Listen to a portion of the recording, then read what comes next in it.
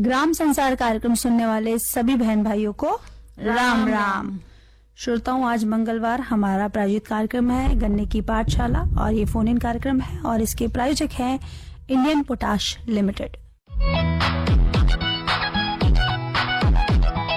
खेतों में जब पॉलीहेलाइट डाली जाएगी, आवश्यक तत्वों की कमी दूर हो जाएगी, मिट्टी की उर्वरता इससे बढ़ती जाएगी। आईपीएल की पॉलीहेलाइट, आईपीएल की पॉलीहेलाइट फसलों की जड़ और भी गहरी होती जाएगी, मजबूती के कारण फसलें गिर नहीं पाएगी, फसलों की उत्पादकता को खूब बढ़ाएगी, किसान भाइयों के जीवन में खुशियां आएगी। आईपीएल की पॉलीहेलाइट, आईपीएल की पॉलीहेलाइट मिट्टी की उर्वरता एवं फसल उत्पादन में अद्भुत वृद्धि के लिए प्रसिद्ध बहुपोषक प्राकृतिक उर्वरक आईपीएल की पॉलीहेलाइट समझदार किसानों की पहली पसंद। आईपीएल की पॉलीहेलाइट। तो श्रोताओं, हमारा आज का फोन इन कार्यक्रम और इसका विषय है गन्ना फसल में समसामयिक कार्य। बिल्कुल शीतल बहन और किसान बहन भाइयों, आज के गन्ना की पाठशाला का जो विषय है गन्ना फसल में समसामयिक कार्य और विशेषज्ञ हैं डॉक्टर विकास कुमार मलिक, वैज्ञानिक हैं गन्ना उत्कृष्टता केंद्र कृषि विज्ञान केंद्र बागपत, और दूसरे हमारे वैज्ञानिक हैं डॉक्टर उपेंद्र सिंह तेवतिया, मुख्य कृषि वैज्ञानिक इंडियन पोटाश लिमिटेड। और कार्यक्रम का संचालन कर रहे हैं शिवनंदन लाल। आइए चलते हैं। किसान भाइयों नमस्कार। इंडियन पोटाश लिमिटेड द्वारा प्रायोजित कार्यक्रम गन्ने की पाठशाला में आपका स्वागत है और आज का हमारा विषय है गन्ना फसल में समसामयिक कार्य और विशेषज्ञ हैं डॉक्टर विकास कुमार मलिक जी और डॉक्टर उपेंद्र सिंह तेवतिया जी। दोनों का कार्यक्रम में स्वागत है। जब तक किसान भाइयों के फोन आते हैं तब तक डॉक्टर साहब आपसे जानना चाहूंगा मलिक जी कि जो हमारे किसान भाई गन्ने की खेती करते हैं, बहुत से किसान भाइयों ने जो शरदकालीन गन्ने की बिजाई की हुई है जी, और कुछ किसान भाई जिन्होंने पिछले साल गन्ना बोया था जी, कुछ ने तो पेड़ी बोई है, किसी ने अपना नया गन्ना बोया हुआ है जी, तो उसकी भी कटाई चल रही है जी। तो इस समय किसान भाई क्या कुछ गन्ने की फसल में कर सकते हैं कृषि क्रियाएं? बहुत अच्छा समय है ये, क्योंकि इस समय दो कार्य चल रहे हैं। एक हमारे किसान भाइयों के गन्ने का कटाई का समय चल रहा है, जो पहले उन्होंने लास्ट ईयर में पौधा लिया था उसकी पेड़ी, जो दूसरे साल की फसल होती है उसको पेड़ी बोलते हैं जी, उसकी कटाई का कार्य चल रहा है, जिसको वे आपूर्ति शुगर इंडस्ट्री में या अपने अन्य जो भी जहां उन्हें सप्लाई देनी है वहां पर कर रहे हैं। और एक जो फिलहाल समसामयिक कार्य में सबसे महत्वपूर्ण हम शुरू करते हैं प्रारंभ लेते हुए ऑटम सोइंग। यदि शरदकालीन गन्ना हमने इसी वर्ष बोया है, जैसे सितंबर के महीने में, अक्टूबर के महीने में जी, या कुछ परिस्थितियों वश अक्टूबर में नहीं बुआई कर पाए, नवंबर के पहले सप्ताह तक भी कुछ किसान भाइयों के फोन कॉल आते हैं, उन्होंने तब भी गन्ना लगाया है। तो ऐसी परिस्थितियों में दो तीन चीजें निकल के आती है। पहली तो ये कि जो हमने सितंबर में गन्ना बोया था उसमें हम क्या करें जी, दूसरी ये कि अक्टूबर में गन्ना बोया था उसके लिए अभी समसामयिक कार्य क्या हो सकते हैं। तीसरा एक ये हो सकता है कि जो हमने गन्ने के साथ सह फसली ले रखी है और वो किस प्रकार की सह फसली है, उसमें हम किस प्रकार के समसामयिक कार्य कर सकते हैं जी। किसान भाइयों, यदि हमने अपने गन्ने में इस समय सह फसली लगाई है, चाहे आपने सरसों लगाई है, चाहे आलू लगाया है, चाहे अन्य कोई भी सब्जी वाली फसल लगाई है, गोभी लगाई है, शिमला मिर्च लगाई है, जो भी फसलें इस समय सब्जी वाली आपने लगाई हैं, क्योंकि गन्ने को इस समय कोई विशेष समसामयिक कार्य को हमें प्राथमिकता नहीं रखना है। यदि आप इस समय उसमें सह फसली ले रहे हैं तो इस समय हमारी प्राथमिकता उस सह फसली के आधार पर निर्णय लेना होगा, क्योंकि वो कम दिन की फसल है। वो कम दिन की फसल है और इसी के साथ साथ ये है कि वो कम दिन की फसल के साथ साथ वो जो हमारा गन्ना है वो अब आगे के आने वाले समय में दिसंबर और जनवरी में डोरमेंट फेज में रहने वाला है, उसकी वृद्धि उतनी ज्यादा प्रभावित अभी नहीं होने वाली है। लेकिन जो हमारी फसलें सब्जी वाली हैं या उसमें सह फसली के रूप में जो हमने फसलें ली हैं, उनमें हमें जो यदि हम उसमें चूक कर जाते हैं तो वो निश्चित तौर पर वो उसके उत्पादन पर उसका प्रभाव जरूर पड़ेगा। जैसे वर्तमान का समय चल रहा है, यदि हमने अपने गन्ने के साथ में सरसों ली है, और मैं एक नई तकनीकी की बात करता हूं कि हम नॉर्मली गन्ने के साथ सरसों लगाते हैं, लेकिन मैंने अपने जितने भी प्रयोग किए हैं उसमें यदि गन्ने का अधिकतम उत्पादन आप प्राप्त करना चाहते हैं तो आप गन्ने के साथ सरसों न लगाएं जी। उसमें एक छोटा सा परिवर्तन कर ले, जिसको मैं न्यू विराट टेक्नोलॉजी के नाम से भी किसानों को बताता हूं कि आप पहले गन्ना लगाएं और उसके 20 दिन से 25 दिन बाद उसमें सरसों लगाएं। तो यदि हमने ऐसा कर लिया है तो ऐसा करने से उसमें अंतर यह आता है कि गन्ने की बढ़वार कभी प्रभावित नहीं होगी और आपको सरसों का भी उत्पादन अच्छा मिलेगा, क्योंकि दोनों की बुआई का समय अलग अलग आता है। आपने सितंबर में गन्ना बोया, अक्टूबर में सरसों बो दी, इस समय हम उसके समसामयिक कार्य शुरू कर देते हैं। इस समय भी हम, क्योंकि गन्ना हार्डी क्रॉप है, सरसों उसकी तुलना में नर्म सॉफ्ट क्रॉप है, तो इस समय यदि सरसों में पानी की आवश्यकता है या उस सह फसली में पानी की आवश्यकता है तो आप उसके लिए हल्की सिंचाई अवश्य करें, ताकि आपके उसमें उसकी सिंचाई करने से आपकी वो सरसों की या अन्य फसल आसानी से चल सके। जी डॉक्टर साहब, बिल्कुल बातचीत आगे जारी रखेंगे, लेकिन एक किसान भाई का फोन लेते हैं। हेलो। हाँ जी भाई जी, राम राम। राम राम जी। और आए हुए विशेषज्ञ को भी नमस्कार। नमस्कार जी। नमस्कार। मैं ये पूछना चाहता हूँ सर, जैसे गन्ने को कुछ, अपना नाम और पता बताइए। योगराज बोल रहा हूँ जी, बादशाहपुर जिला, गुड़गांव, गुरुग्राम, हरियाणा। जी योगराज जी, अपना थोड़ा रेडियो सेट दूर कर लो। हाँ, रेडियो सेट दूर है सर। मैं पूछना चाहता हूँ, जैसे गन्ने की पौध छत पे लगाई जा सकती है, जैसे कट्टे में भर के? किस चीज की पौध? ये गन्ने वाली। गन्ने की पौध छत पे? हाँ जी। नहीं, पौध तैयार करने के लिए मात्र भर या उसको पैदा करने के लिए? नहीं, मैंने कहीं पे मतलब छत पे देखा है गन्ना। नहीं, गन्ना पैदा हो सकता है। गन्ने का क्या है, गन्ने का तो रूट जोन डेवलप करने के लिए उसको वहां पर मिट्टी चाहिए, सनलाइट चाहिए, सूरज की रोशनी चाहिए। गन्ने को नहीं तो पता। मैंने कहीं पे मैं गया था तो मैंने वहाँ पे छत पे मेरे को गन्ना दिखाई दिया है। जी जी बिल्कुल हो सकता है, उसमें कोई दो राय नहीं है। आपके पास रूट जोन डेवलप करने के लिए बड़ा वहां पे वो होना चाहिए, कोई बड़ा बर्तन होना चाहिए, मतलब कोई पोट बड़ा होना चाहिए, उसमें आप पैदा कर सकते हैं, उसमें कोई दिक्कत नहीं है। लेकिन बस थोड़ा सा इम्पैक्ट कहाँ आएगा कि जब टेम्परेचर, तापमान मई जून के महीने में 40 डिग्री पास क्रॉस करेगा, उस समय उसके आसपास यदि दीवारें होंगी तो वह हीट वेव छोड़ेगी, गर्म हवाएं छोड़ेगी, जिससे गन्ने की बढ़वार प्रभावित होगी। यदि इस प्रकार की चीजें वहां पे नहीं है तो गन्ना चाहे छत पे पैदा किया जाए चाहे जमीन में पैदा किया जाए, उसको तो अपने रूट जोन में न्यूट्रिशन की आवश्यकता है और वृद्धि के लिए उसके लिए सनलाइट की आवश्यकता है, निश्चित तौर पर वृद्धि करेगा।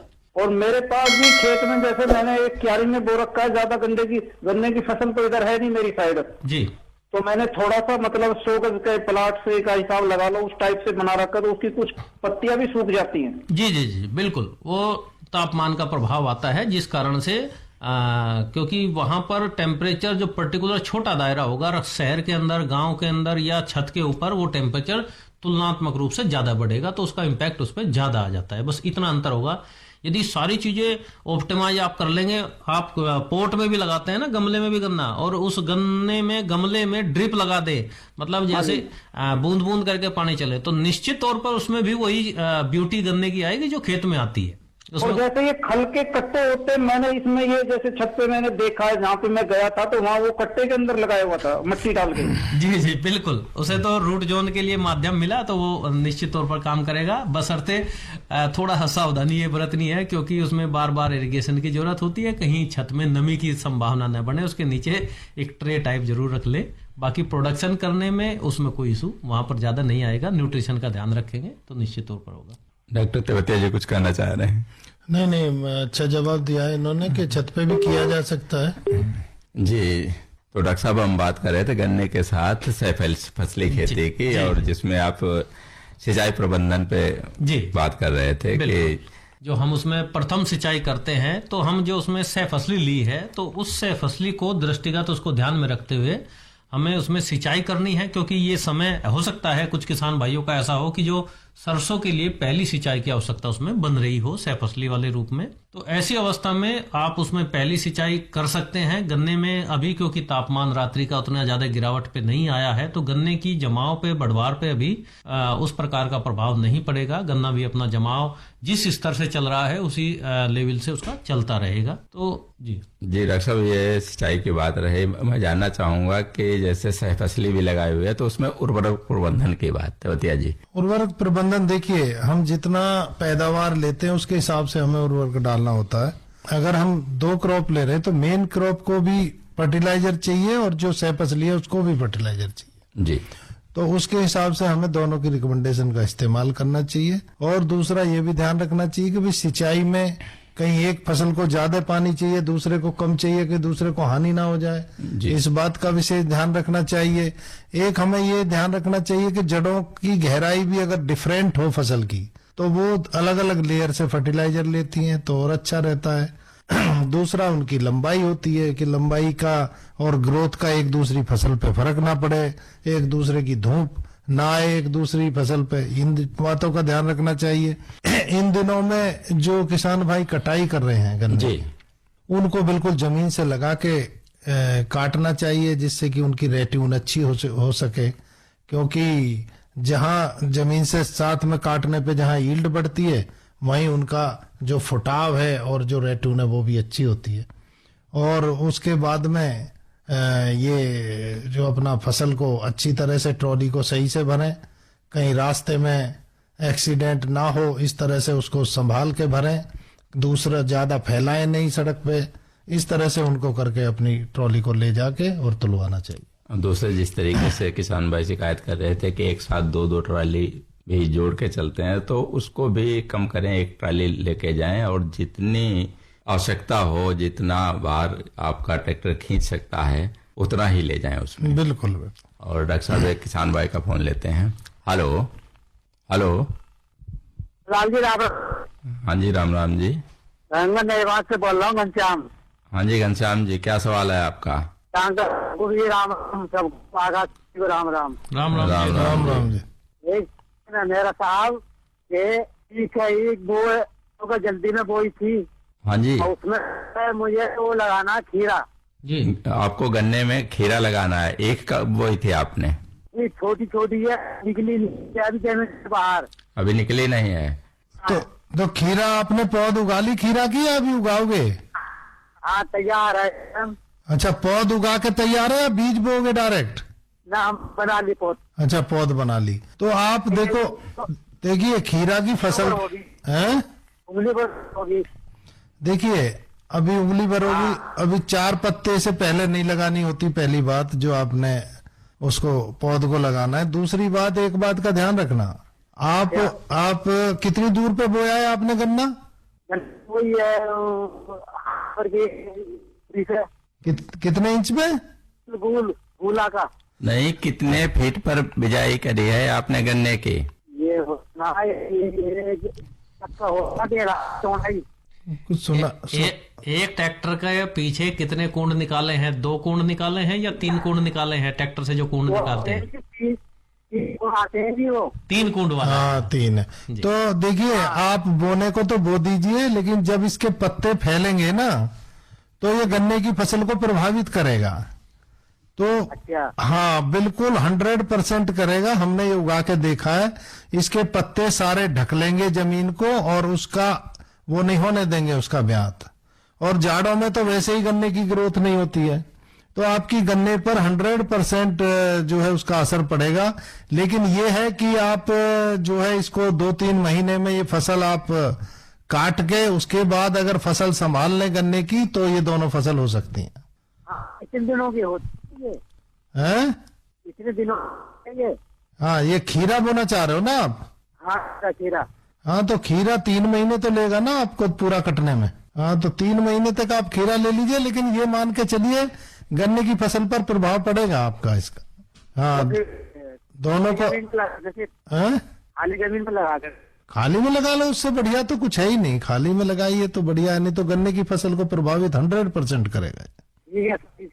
ओके, ठीक है, गन्ने को आप अलग रहने दो। ठीक है, फोन करने के लिए आपका बहुत बहुत धन्यवाद। तो डॉक्टर साहब, हम बात कर रहे थे कि जो गन्ने के साथ हमारे किसान भाइयों से फसली लगाई है और उसमें उर्वरक प्रबंधन की, क्योंकि गन्ने के साथ बिजाई के समय भी उर्वरक कुछ किसान भाइयों ने दिया है, और उसके बाद तो उर्वरक उसमें जब ही देंगे जब थोड़ा सा उसमें जमाव हो जाए निकाई गुड़ाई सिंचाई के बाद।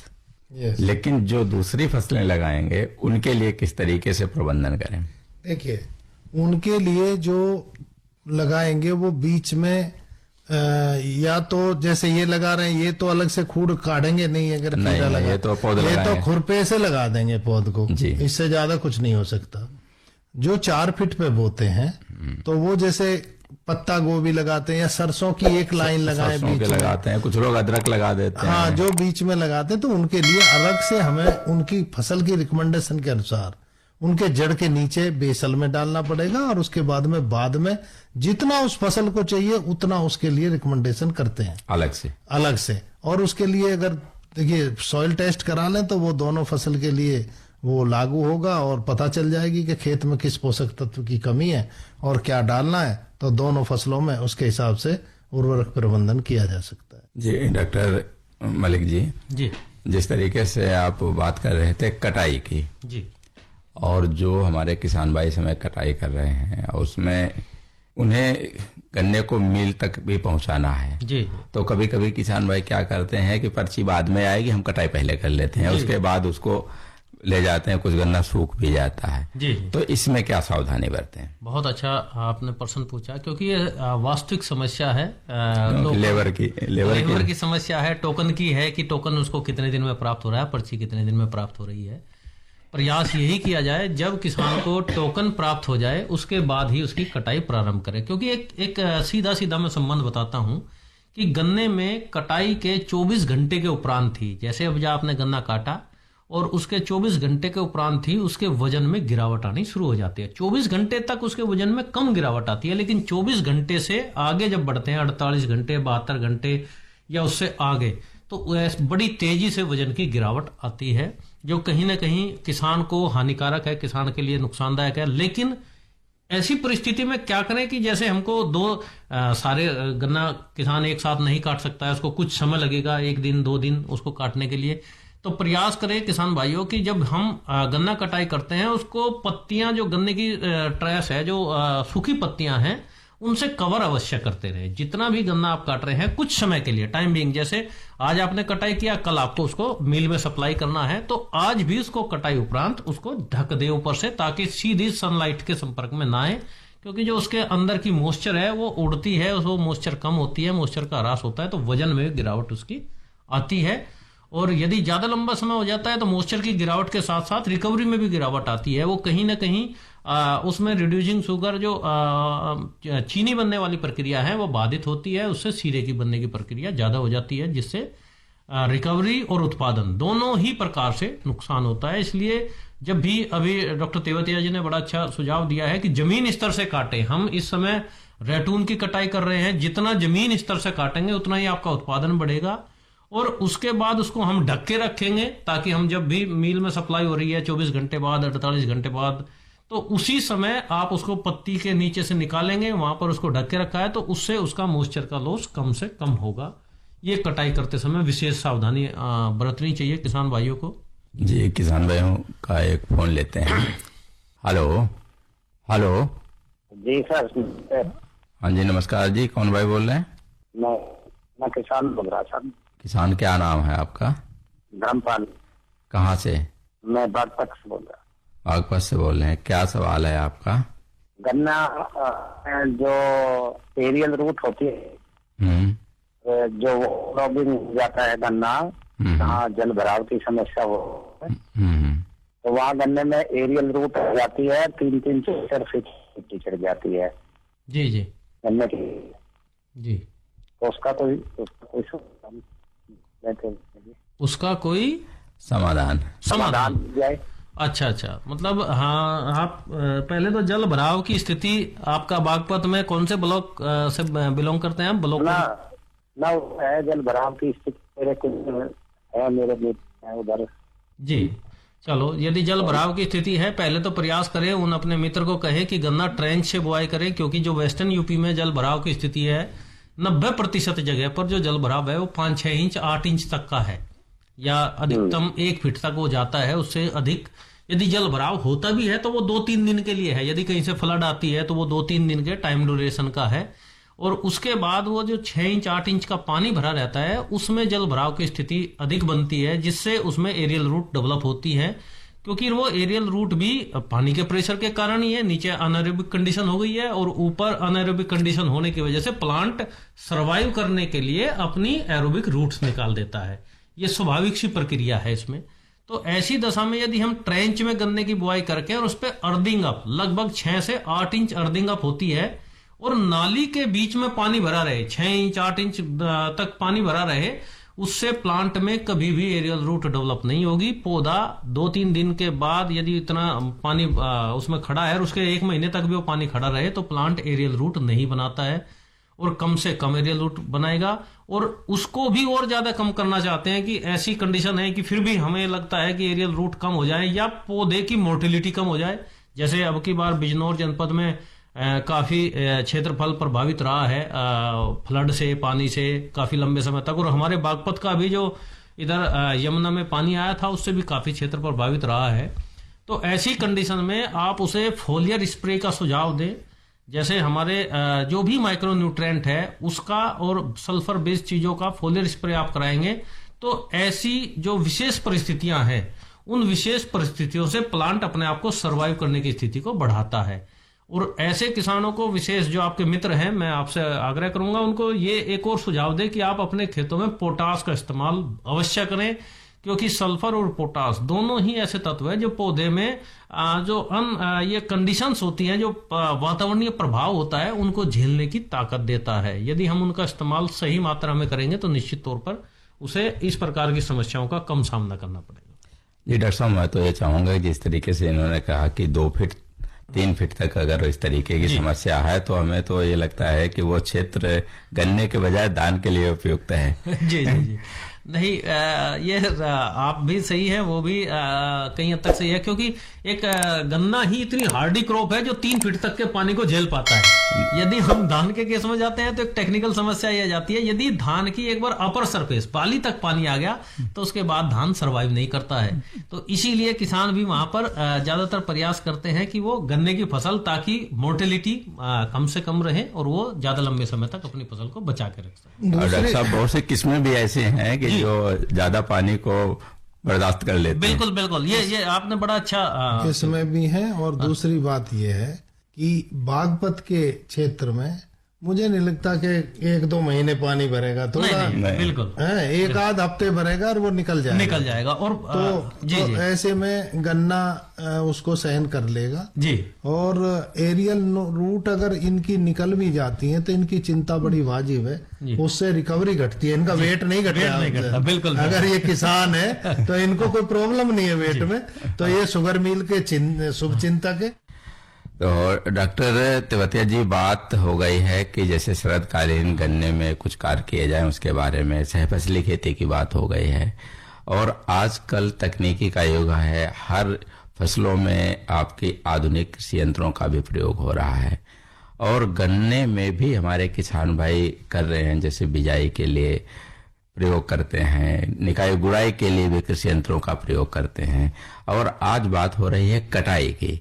तो कटाई के लिए भी क्या ऐसे कोई कृषि यंत्र आए हैं जिससे किसानों को उसका कुछ लाभ मिल सके या उससे कुछ उनको फायदा होने की संभावना है? देखिए, आजकल आपने जो ये क्वेश्चन उठाया है ये हर एक किसान की समस्या है। उसको लेबर नहीं मिलती है, गन्ना काटने में बहुत परेशानी होती है, और लेबर हर साल पैसे बढ़ाती भी जा रही है। तो जहां भी हमारे तो सारे किसान जो मील के किसान हैं एक ही समस्या बताते हैं कि साहब किसी तरह से ये गन्ना कटाई की समस्या का हल किया जाए, कोई हार्वेस्टर लाया जाए। अब देखिए, इसमें जो है 2 मुद्दे हैं। एक तो बड़ा हार्वेस्टर है जो चलता है 4 फुट की, अगर बुआई की हुई है गन्ने की उसमें चलता है जी। वो गन्ने को काटता है, गन्ने को छीलता है और उसके टुकड़े बना के और उसमें ट्रॉली में भर देता है, ट्रॉली से भर के सीधे मिल पे चला जाए। वो तो एकदम बढ़िया सॉल्यूशन है। और नीचे से भी काटता है, बिल्कुल जड़ को जमीन से मिला के काटता है, उससे किसान की जो उपज है वो भी 5 से 7% तक बढ़ जाती है। कारण है क्योंकि किसान जब मैनुअल कटाई कराता है तो 1-2 इंच ऊपर से लेबर काट देती है। पहले किसान अपने आप काटा करते थे, जब सहकारिता होती थी, कोल्हू चलाते थे, तो किसान अपने खेत को अच्छी तरह से काटता था, लेकिन अब लेबर और जो गिरे हुए गन्ने होते हैं उनको तो ऐसे ही बहुत छोड़ देते हैं नीचे। उससे दो नुकसान होते हैं कि किसान की उपज का नुकसान होता है, और दूसरा अगर वो पौधा गन्ना है उसकी कटाई हो रही है तो उसमें रेट्यून जब किसान लेता है तो रेट्यून बहुत बुरी होती है, क्योंकि उसका ऊपर के भाग में रोग कीट बहुत बढ़ते हैं, और उसमें जो ऊपर से गन्ना अंकुरित होता है, जो आंख ऊपर होती है जमीन से, उनसे गन्ना नहीं बनता है। तो गन्ना उसी से बनेगा जो जमीन के नीचे से उसका फुटाव आएगा, यानी बिल्कुल जो जमीन की सतह से जिसकी कटाई की हुई होगी। हाँ, सतह से कटाई होगी तो जो फुटाव आएगा तो जमीन के अंदर जो आंखें होती हैं गन्ने की उनसे आएगा, उससे गन्ने बनते हैं। वो जो आंखें नीचे होती हैं वो बीमारी से रहित भी होती हैं, सुरक्षित भी होती हैं। सुरक्षित भी होती हैं, और वो क्योंकि देखिए अगर ऊपर से आंख जमेगी जहां पे वो कटा हुआ है, वो नीचे उसको बेस नहीं, वो गलता है, ऊपर वाला गल जाता है वो गन्ना जी। तो नीचे से जो आएगी असली जड़ें उसी की पहुंचेंगी। जी डॉक्टर साहब, बात इस पे और भी करेंगे, लेकिन एक किसान भाई का फोन ले लें। हेलो। हाँ नमस्कार जी। नमस्कार जी। 35 की पेटी नहीं हो रही। अपना सुनो, अपना रेडियो सेट थोड़ा दूर कर लो या उसे थोड़ा धीमा कर लो। ठीक है जी। और आपका नाम क्या है और कहाँ से बोल रहे हैं? मैं सतपाल सिंह बोल रहा हूँ जी। जी सतपाल जी, कहाँ से? हिमायूपुर और तहसील मवाना शुगर मिल लगता जी हमारा। जी। अब ये बताओ आप कि आप की जो 35 है पौधा गन्ना है या पेड़ी है? जी 35 की पौधा तो हो गया, लेकिन पेटी नहीं हुई। हाँ, कैसी? अब कब काट दिया था आपने वो गन्ना? गन्ना अभी 5-4 दिन पहले काटा जी पेटी का। तो थोड़ा वेट तो करो, अभी से कहाँ से पेड़ी हो जाएगी इतनी जल्दी? 35 की जी 5 ही दिन हुए ना? हाँ, 1 हफ्ता पहले काटा। हाँ, तो बिल्कुल भी नहीं आया, ऊपर नहीं आया अंकुरित होके? हाँ जी 35 का नहीं आया, 18 का 14 का आ रहा। 35 का पेड़ी ठंड में थोड़ा सा जब सर्दी बढ़ने लगे ना तो थोड़ा धीरे धीरे आता है, लेकिन आप निश्चिंत रहिए, ये तो इतनी बढ़िया फसल है, ये तो एकदम से 2 महीने में पूरा गन्ना हो जाता है। आप जो 38 और 18 कह रहे हो उनसे ऊपर जाएगा ये गन्ना। आप इसमें खाद पानी देते रहो, जाड़े जाड़े तसल्ली रखो, सर्दी में इसका थोड़ी वृद्धि कम होती है। ठीक है? पहली बार बोया 35? 35 आपने पहली बार बोया है? मैं दूसरी बार बोया जी। हाँ, तो पिछली बार पेड़ी ली थी वो कब कटाई करी थी पौधा की? वो लास्ट में गई थी जी, वो बढ़ गई थी। लेकिन ये बताओ, पौधा गन्ना अभी से कैसे काट दिया? अभी तो पेड़ी काटते हैं शुरू में तो। हाँ जी। तो पौधा गन्ना कैसे डाल दिया आपने काट के? इसकी बिजाई कब करी थी आपने? अब जैसे कामदार आते हैं। सुनो, अपना रेडियो सेट दूर कर लो। चलिए आप इंतजार कीजिए, हो जाएगा ठीक है। खाद पानी दीजिए इसमें। ठीक है, उसकी निकाई गुड़ाई और उसमें उर्वरक प्रबंधन कीजिए, आपको पेड़ी ठीक से मिल जाएगी। फोन करने के लिए सतपाल जी आपका बहुत बहुत धन्यवाद। और डॉक्टर साहब, हम बात कर रहे थे गन्ने की कटाई की, जिसमें मशीनों का प्रयोग। हाँ, उस पे तो देखिए, पहले मैं ये बताना चाहूंगा, वो जो बड़ी मशीन है उसके लिए कुछ आवश्यक ये है कि 4 फीट पे होना चाहिए बुआई उसकी, क्योंकि उसके पहिए बड़े होते हैं तो एक कूड़ को काट के वो चलेगा जी। अब उसमें किसान को क्या तो उसमें समस्याएं हैं, क्या मील को समस्याएं हैं, क्या किसान को फायदे हैं, इन पे मैं अपना प्रकाश डालना चाहूंगा जी। सबसे पहले किसान को फायदे क्या हैं उसकी कटाई से? देखिए, वो काटता है बिल्कुल जमीन के लेवल से, तो उसमें पेड़ी बहुत अच्छी होती है, नंबर 1। नंबर 2, वो जो पत्तियां हैं उनका वो भूसा बना के पूरे खेत में फैला देता है, उसके फायदे होते हैं कंपोस्ट खाद के तौर पे। सुनो आप, केवल कंपोस्ट नहीं और भी बताएंगे। सबसे पहले तो खरपतवार नहीं होंगे, क्योंकि वो मल्चिंग का काम करेगा, आपकी रेट्यून होगी और उसमें खरपतवार नहीं होगा। दूसरा, उसमें नमी का कंजर्वेशन अच्छा होगा, बनी रहेगी नमी, उसमें सूखा नहीं आएगा आप। ठीक है? तीसरा, उसमें बैक्टीरिया भी बहुत अच्छे पनपते हैं नीचे। और चौथा, जो आप कह रहे हो जब गल सड़ जाएगा तो उसमें खाद भी मिल जाएगा जी। और जितने दिनों में गलेगा सड़ेगा, इतने में पेड़ी ऊपर निकल जाएगी, खरपतवारों से मुक्त होगी। वो बात मैंने बताई दी कि जमीन से कटाई होने पे 5% उपज किसान की बढ़ती है, इतना तो। और उसमें ये भी व्यवस्था है कि अगर आपको जो फॉडर के लिए, चारे के लिए वो चाहिए ना टॉप अगोला जो जी है, जी अगोला, तो वो अगोला को भी काट देता है, उसको अलग कर देता है। हाँ, उसको लेवल में ऊपर एक कटर रहता है उसके, वो घूमता रहता है, तो वो अगोला को काटता है, वो नीचे गिरता रहता है अगोला। केवल उसको किसान को उसको नीचे से उठा के उसके पुली वगैरह बांधनी होती है। तो ये उसकी व्यवस्था है उसमें। और उसमें मील को क्या है कि जैसे वो गन्ने को काटता है, मील को उसमें नुकसान है। एक तो ये है कि जो गन्ने कटते हैं तो जूस बिखरता है कट के, और वो जल्दी एक्सपोज होता है इन्वायरमेंट के, तो सूखता भी जल्दी है जी। तो रिसर्च कई टुकड़े होते हैं, अरे 10-10, 20-20 एक गन्ने के टुकड़े हो जाते हैं, 6-6 इंच का टुकड़ा होता है, और हर टुकड़े से सूखने के चांस ज्यादा दोनों तरफ से खुलता है, दोनों तरफ से खुलता है। तो उसको जल्दी से जल्दी मील पे ले जाना होता है। लेकिन जो रिसर्च पेपर साइंटिस्ट ने पब्लिश किए हैं जी, उसके आधार पे ये पाया गया है कि 0.7% रिकवरी फिर भी कम होती है। रिकवरी का केवल सूखने का ही नहीं, रिकवरी का घटने का एक दूसरा भी कारण है कि जो एक्सट्रेनियस मटेरियल होता है, जो अगोला पूरा उसमें से पूरा कटता नहीं है, तो वो भी जो है उसमें 10% एक्सट्रेनियस मटेरियल जाता है। 5% गन्ने की ईल्ड बढ़ा दी, तो 5-6% अगर उसमें काटा जाए तो मील को जब फिर ठीक वो मिलेगा। जी डॉक्टर साहब, एक किसान भाई का फोन लेते हैं। हेलो डॉक्टर साहब नमस्कार। नमस्कार जी। मैं चौधरी नरेंद्र सिंह, ग्राम खुशहालपुर, जिला बुलंदशहर, यूपी। जी नरेंद्र सिंह जी, क्या सवाल है आपका? डॉक्टर साहब, गन्ना इस टाइम जो है पत्ती पीली पड़ रही है। कब पेड़ी है, पौधा है, कब हुआ है, थोड़ा बताइए। मई में बोई जी। मई में बोया? मई में बोया जी। अच्छा, तो अब तो कटाई का कब आएगा?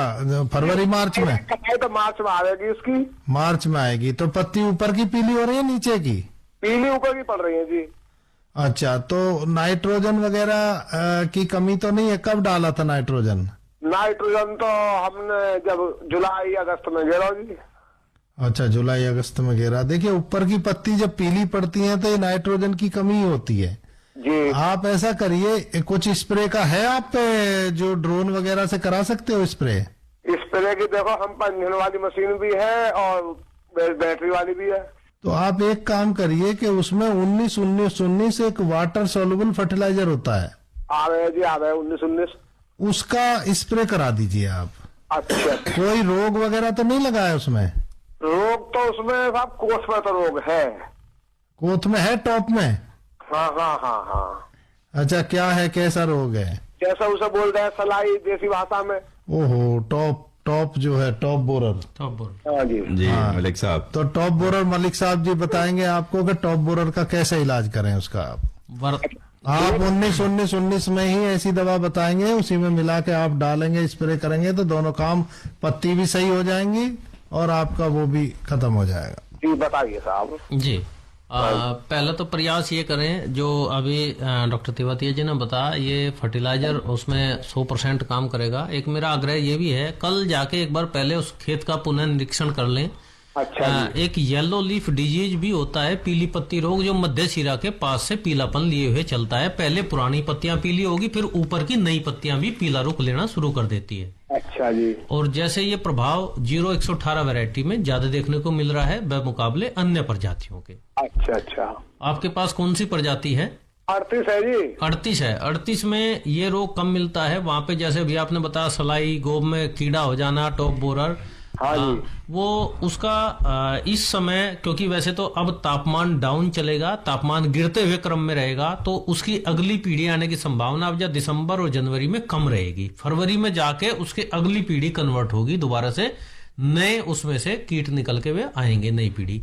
तो ऐसी परिस्थिति में यदि आप इस समय स्प्रे करते हैं तो इसी के साथ इमीडा 40% और फिप्रोनिल 40% का कॉम्बिनेशन आता है सीरासागी के नाम से, आप उसको लें। और इसी जो डॉक्टर तेवतिया जी ने बताया 19-19-19, इन दोनों को एक साथ मिला लें। पहले दोनों का अलग अलग घोल तैयार करें, जब स्प्रे करें तब दोनों को इकट्ठा करके और पौधे के ऊपर स्प्रे कर दें, तो निश्चित तौर पर उससे उसमें लाभ मिलेगा। लेकिन गोब का दोबारा से खिल के चलना, दोबारा से बढ़वार लेके चलना अभी दिसंबर और जनवरी के महीने में कम संभावना रहती है, क्योंकि इस समय फिजियोलॉजिकल एक्टिविटी पौधे की कम हो जाती है। ठीक है नरेंद्र सिंह जी, आपके सवाल का जवाब मिल गया होगा। फोन करने के लिए आपका बहुत बहुत धन्यवाद। और डॉक्टर साहब, जिस तरीके से तेवतिया जी ने काफी विस्तार से बताया कि जो हमारी आधुनिक मशीनें आए हैं गन्ने कटाई के लिए, तो उसमें अभी तेवतिया जी कुछ और बताना चाह रहे हैं। अभी जो असली प्रॉब्लम है, डॉक्टर साहब एक फोन ले लें किसान भाई का। लीजिए लीजिए। हेलो हेलो हेलो जी। हाँ जी नमस्कार जी, कौन भाई बोल रहे हैं? नमस्कार जी, मैं देवराज शर्मा जी जिला मेरठ से बोल रहा हूँ, गांव मुलेड़ा। जी शर्मा जी, क्या सवाल है आपका? ये सवाल आप जो है मशीन के बारे में बता रहे थे साहब जी, ये कब तक किस मिल में चालू हो जाएगी? इंडियन पोटास लिमिटेड की जो तितावी शुगर मिल है उसमें ये 1 साल से खड़ी हुई है, अवेलेबल है जी। लेकिन प्रॉब्लम क्या आई है असली वो सुन लो। अब ये बहुत बड़ा, इसमें क्या है, एक तो बहुत बड़ी मशीन है, दूसरा उसके साथ 2 ट्रैक्टर 2 ट्रॉली मिलकर चलते हैं साथ में। तो वो उसमें क्या है, उसमें वो भरता रहता है, उनको गन्ने को काट के ऊपर भरता रहता है। एक वो ट्रॉली भरते ही वो चली जाती है उसको बड़े ट्रक में डालने, और दूसरा ट्रैक्टर लग जाता है उसके साथ। तो ये एक आपके 1 एकड़ खेत को तो ये 2-3 घंटे में काट देती है। जी डॉक्टर साहब बिल्कुल, और हमारे साथ मलिक जी बैठे हुए हैं, इस पे अपना वैज्ञानिक दृष्टिकोण बताएंगे। जी नहीं बिल्कुल, दोनों ही चीजें आवश्यक है। और शुगर इंडस्ट्री अपने स्तर से कृषकों के सहयोग के लिए केन हार्वेस्टर ला रही है, वो अच्छा प्रयास है। और मेरा आग्रह है गन्ना किसानों से भी, जो हमारे किसान भाई हमें सुन रहे हैं, वो उनसे निवेदन है कि आप चौड़ी दूरी पर जरूर आ जाएं, ट्रेंच पे जरूर आ जाएं, जो आपके उत्पादन को भी बढ़ाएंगे। और आगे जाके जो हम मैकेनाइजेशन की बात कर रहे हैं, चाहे बुआई की, चाहे निराई गुड़ाई की, चाहे कटाई की, वो सब चीजें मैकेनाइजेशन से ही संभव होगी, लेकिन वो चौड़ी दूरी से संभव हो पाएगी। और ये आपसी तालमेल है जो धीरे धीरे बनेगा, क्योंकि यदि हम हार्वेस्टर की बात करते हैं तो उस हार्वेस्टर को लगातार कंटिन्यू रन करने के लिए उतना क्षेत्रफल आवश्यक होता है कि वो कई घंटे या कई दिनों तक उस क्षेत्र में रन कर सके। ये आगे की टेक्नोलॉजीज हैं, लेकिन अभी वर्तमान में हमें फोकस छोटी छोटी टेक्नोलॉजी पे करना है कि बिल्कुल, क्योंकि छोटे हार्वेस्टर की जरूरत है। उस छोटे हार्वेस्टर पे भी एक छोटे छोटे यंत्र मैं भी कुछ प्रयास कर रहा हूं। हो सकता है कुछ समय बाद हम एक ऐसी चीजें भी लेकर आए जो किसानों के लिए उपयोगी हो। छोटे हार्वेस्टर के स्वरूप बदलकर उनसे भी हम छोटे छोटे कटिंग के कार्य शुरू करें। दिन प्रतिदिन लेबर की समस्या, मजदूरों की समस्या बढ़ रही है। खेती वास्तव में गन्ने की जो फसल है ये बहुत ही मजबूत फसल है, लेकिन मजदूरों के बगैर संभव नहीं है, या दूसरे शब्दों में कहूं बगैर मैकेनाइजेशन के संभव नहीं है भविष्य में। तो इसलिए से चौड़ी दूरी पर मैकेनाइजेशन के साथ करेंगे तो निश्चित तौर पर हम गन्ने की फसल से अधिक लाभ ले पाएंगे। जी, अब हम जो छोटे हार्वेस्टर की बात हुई, नेक्स्ट वीक में हमने छोटे हार्वेस्टर वाली एक कंपनी का चुनाव किया है। वो हमारी तीनों शुगर मिल में उसका डेमोन्स्ट्रेशन करेगी। वो हार्वेस्टर केवल गन्ने को काट के गिराता चलता है एक तरफ। तो जैसे ही हमें उसके रिजल्ट मिलेंगे हम आपके साथ जरूर शेयर करेंगे। जी डॉक्टर मलिक जी, 1 मिनट में आप किसान भाइयों को क्या सलाह देना चाहेंगे कि जो इस समय फसल लगी है उसमें क्या कुछ कर सकते हैं? बिल्कुल, मैं वास्तव में किसान भाइयों से आग्रह करूंगा, जो वर्तमान समय है उसके अंदर यदि हमने सह फसली ली है तो उसके आधार पर आप फर्टिलाइजर की डोज और सिंचाई उसके आधार पर करते रहें। गन्ने की फसल में यदि आवश्यक है तो उसमें सिंचाई उसी के अनुसार करें, लेकिन यदि सह फसली है तो सह फसली के आधार पर आप सिंचाई और फर्टिलाइजर डोज, यदि आपने 1 से सवा महीना पहले आपने गन्ने की बुआई कर दिया और गन्ने का जमाव बेहद अच्छा आ गया है, तो निश्चित तौर पर वो अभी भी तापमान अच्छा है, टिलरिंग फेज में जा सकता है, फुटाव की अवस्था उसमें ले सकता है। तो इसलिए यूरिया की, नाइट्रोजन की टॉप ड्रेसिंग अवश्य कर दें। वो फुटाव के लिए प्रारंभिक अवस्था में बेहद आवश्यक होती है।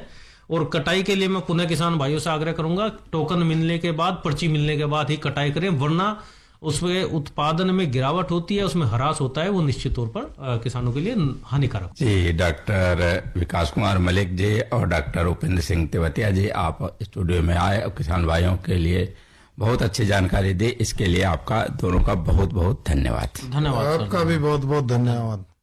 तो श्रोताओं, ये हमारा गन्ने की पाठशाला प्रायोजित कार्यक्रम था और इसके प्रायोजक थे इंडियन पोटाश लिमिटेड। किसान भाइयों सुन लो मेरी बात, किसान मित्र से ना है बढ़िया खाद, IPL की किसान मित्र जैविक खाद, मुख्य सूक्ष्म तत्वों से मिट्टी को जीवंत बनाए, ठोस हो या तरल रूप में इस खाद से फसलें लहराए, फसलें तुम भरपूर उगाओ, खूब कमाओ, मौज मनाओ। किसान भाइयों सुन लो मेरी बात, किसान मित्र से ना है बढ़िया खाद, IPL की किसान मित्र जैविक खाद। अपने खेतों में हरियाली और जीवन में खुशहाली के लिए हमेशा इस्तेमाल करें IPL की जैविक खाद किसान मित्र, जो कि उपलब्ध है रोहाना कला शुगर मिल पर। शीघ्र बुक करें। इसी के साथ आज का कृषि जगत कार्यक्रम यहीं पर समाप्त होता है। सभी किसान बहन भाइयों को राम राम।